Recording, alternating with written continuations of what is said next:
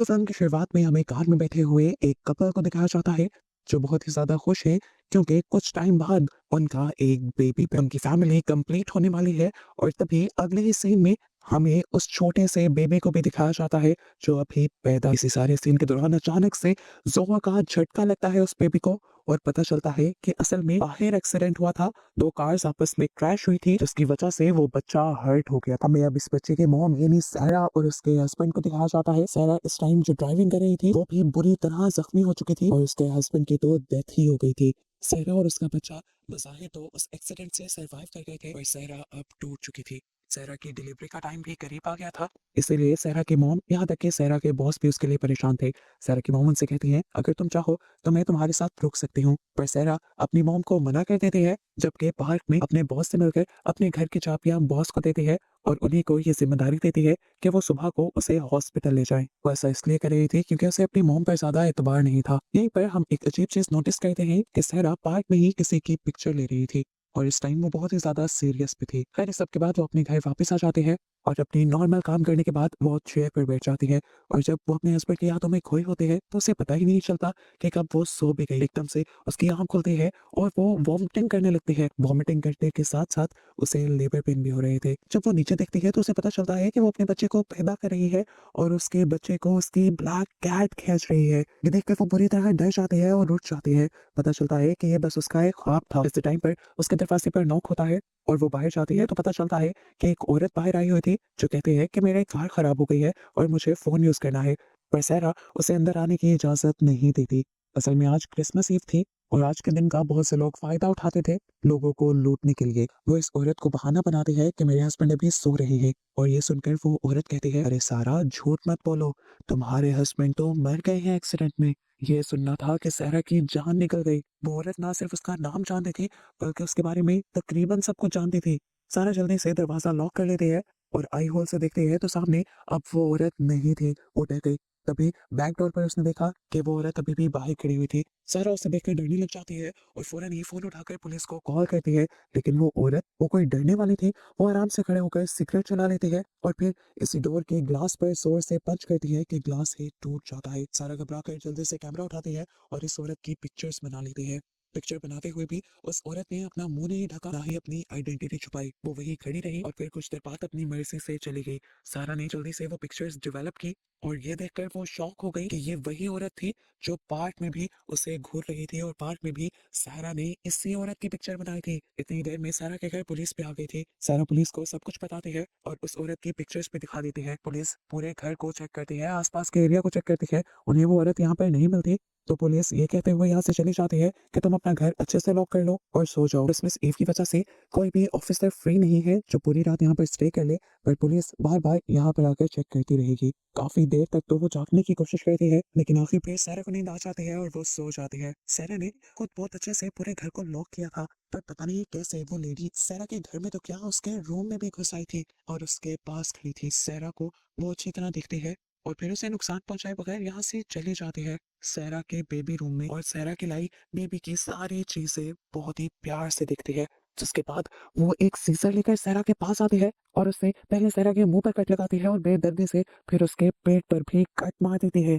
सैरा बेदर्द से कराते हुए डर कर उठ गई थी। अपने आप को बचाने के लिए उसने सूरज के ऊपर लात मारा और गिरती पड़ती यहाँ से भागने की कोशिश की। उसने अपने आप को बचाने के लिए वो एक वॉशरूम के अंदर जाकर अपने आप को लॉक कर चुकी थी। सैरा ने जो औरत को लैंप मारा था उसकी वजह से औरत को भी दर्द हो रहा था।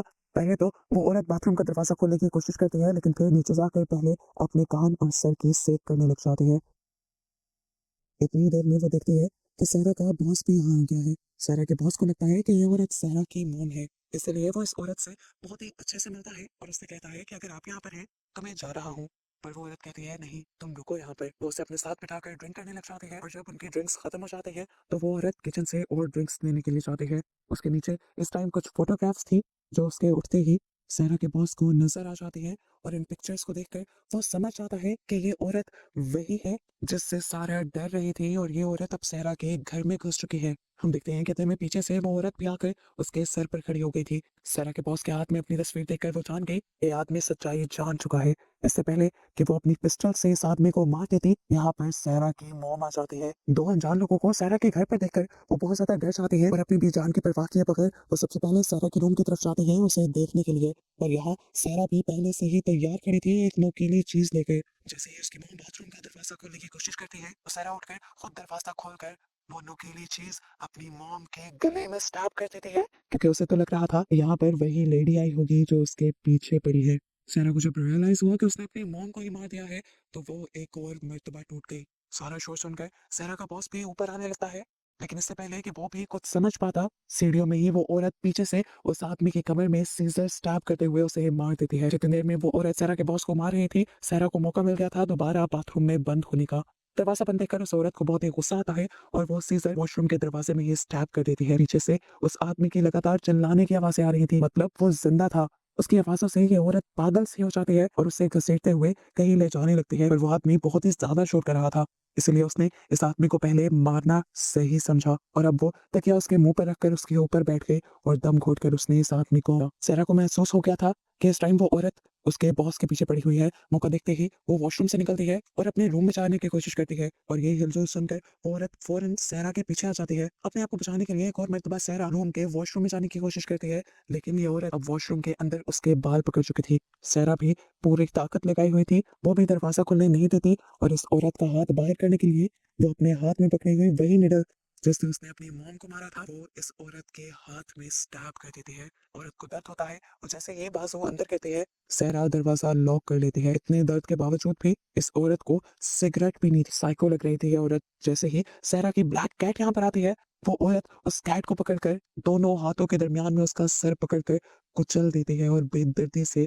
उसकी कैट को भी लेती है। इसको मारने के बाद उस औरत को दोबारा गुस्सा आ जाता है और वो कैंची से ही इस दरवाजे को तोड़ने की कोशिशों में लग जाती है। सहरा को यहाँ अपने बचाव के लिए कोई वेपन चाहिए था, इसीलिए वो वॉशरूम के मिरर पर जोर से पंच करती है और मिरर का एक टुकड़ा हाथ में उठा लेती है और सहरा को यहाँ कुछ करना ही नहीं पड़ा, क्योंकि तभी दरवाजे पर नॉक हुआ और वो औरत अपने आप को नॉर्मल करते हुए दरवाजा खोलने गई। यहाँ पर पुलिस ऑफिसर्स आए हुए थे, क्योंकि सबको ही बताया गया था कि बार बार उन्होंने सहरा को देखना है। ये औरत इनके सामने सहरा होने का नाटक करती है और कहती है कि यहाँ सब ठीक है। वो ऑफिसर्स यहाँ से जाने लगते हैं, लेकिन तभी एक ऑफिसर को याद आता है कि सहरा तो प्रेग्नेंट है और ये समझ जाते हैं कि ये औरत असल में वही बहरूपिया है जिससे सहरा डर रही थी। यहाँ सहरा जो अपने आप को बचाव के लिए वॉशरूम से बाहर निकली थी कि पुलिस के पास जाकर अपने आप को रेस्क्यू करवा लेगी, उसे ये औरत पकड़ लेती है और इतनी बुरे तरीके से उसे जकड़ने की कोशिश करती है कि उसका हाथ दीवार पर लगाकर उसके हाथ के अंदर सीजर स्टैब कर देती है कि उसका हाथ दीवार से लगा रहे। पुलिस वाले जैसे ही घर के पास आते हैं तो उन्हें सहरा की दर्दनाक चीखें सुनाई दे देती हैं।